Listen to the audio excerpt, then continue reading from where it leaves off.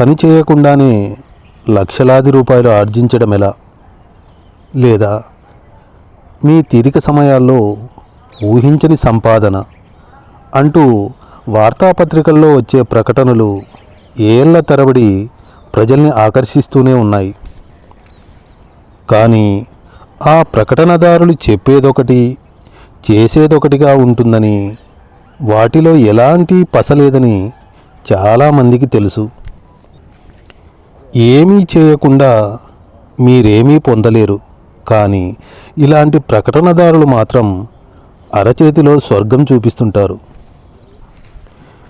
ఒంటికి కాసింత పని చెప్పకుండా శ్రీమంతులైపోవడానికి ఎంతోమంది సిద్ధంగానే ఉన్నారు.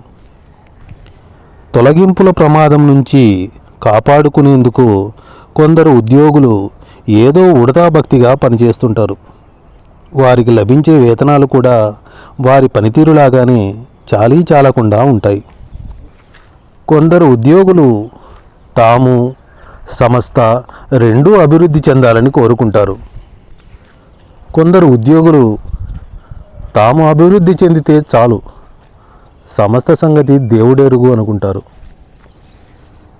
కానీ ఈ విషయం అర్థం కావాలంటే మీరు ఏదైనా వస్తు ఉత్పత్తి కర్మాగారానికి చివరి షిఫ్ట్ ముగిసే సమయంలో వెళ్ళాలి. ఆ సమయంలో అక్కడ కనిపించే హడావిడి, వినిపించే విజిల్ శబ్దాలు మిమ్మల్ని ఉక్కిరిబిక్కిరి చేస్తాయి. అది వందలాది కార్మికులు పని నుంచి ఇంటికి మరలే సమయం. వాళ్ళంతా ఎంత ఆతృతగా ఇంటి ముఖం పడతారంటే, గొడ్ల చావిట్లోంచి పశువుల్ని ఒక్కసారిగా వదిలితే అవి ఎలా పరుగులు తీస్తాయో అచ్చం అలాగన్నమాట. మీరు కనుక పక్కకి తప్పుకోకపోతే వాళ్ళ మధ్య నలిగిపోవలసి వస్తుంది. కానీ కొంతమంది ఇందుకు భిన్నమైన పనితీరును ప్రదర్శిస్తారు.